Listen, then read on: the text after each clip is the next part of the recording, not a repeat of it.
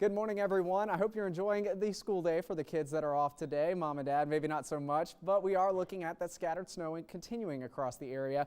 Most of it now staying across Saginaw and Flint. This is a band that's right between the two areas through Bridgeport and also Mount Morris, Flushing, and even Frankenmuth and Clio seeing some of those scattered snows. We're also watching more bands now coming in off of Lake Huron. This will make for heavier amounts throughout the day today, confined to the thumb. So for Huron County, south to Sanilac, even St. Clair counties, we could potentially be picking up a couple of more inches of snow on top of what has already fallen. And what has already fallen is right in line with what we were expecting as far as those predictions yesterday for the snow. Generally 3 to 6 inches of snowfall with some spots up to 8 as you head out towards the thumb. Temperatures, good news. They're right at or just above freezing, which makes the salt much more efficient in getting rid of some of the snow that's on the roadways. So while we have a lot of roadway issues this morning, hence all the school closings, later today we'll really see things improving for us as we really reduce the amount of snow that's falling from the sky and temperatures climb a couple more degrees. I'm thinking highs will stay right into the mid-30s today with cloudy skies, and it's likely we will see a couple of scattered snow showers. And because of the snow shower continuing this morning and some into this afternoon, we're still holding on to the winter storm warnings with that band coming in out of Canada now into the thumb. That's where we could see again more than 6 inches of snowfall by the time all the snow is said and done. And we're looking at Interstate 75, Interstate 69, northern communities and western communities, all of us under winter weather advisories. About 1 more inch of snow possible as we go throughout the day today on top of the 4 to 6 that has already fallen across many locations. Now, I didn't touch this map today because this was yesterday's totals, and I didn't have to adjust them because it fell right in line with what we were thinking, with most spots picking up 3 to 6 with a couple of spots up to 8 in the thumb. So here are a couple of the accumulations that came in. It says as of 3 a.m. It's actually as of 4 a.m. now with 5 in Saginaw, 4.5 in Chesaning, Vienna Township. This is right here at our studio at NBC 25.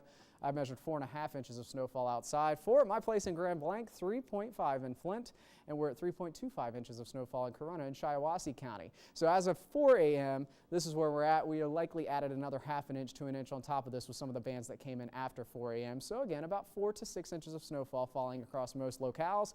Odd setup though in the atmosphere. What's happening, we have the parent low, which is now over northern Ohio and extreme southeastern Michigan near Detroit.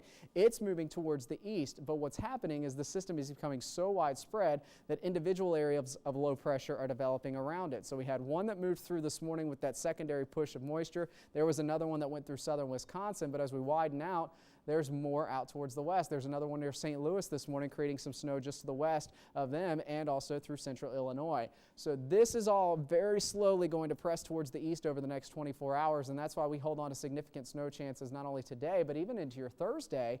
But I'm thinking, again, most of the accumulating heavy stuff is really starting to weaken because what's happening is a new area of low pressure off the east coast is going to move inland into the northeast, and it'll kind of absorb the energy from this system and move it towards the east, leaving us with just light amounts of snow over the next 24 to 48 hours. Again, I'm thinking another 1 to 2 inches of snowfall, worst case scenario, by the time we head through your Thursday. So let's look at your next 7 days, because what's in line for us after this? It has been a very busy winter for us. We haven't had major snowstorms, but we've had a lot of individual smaller ones.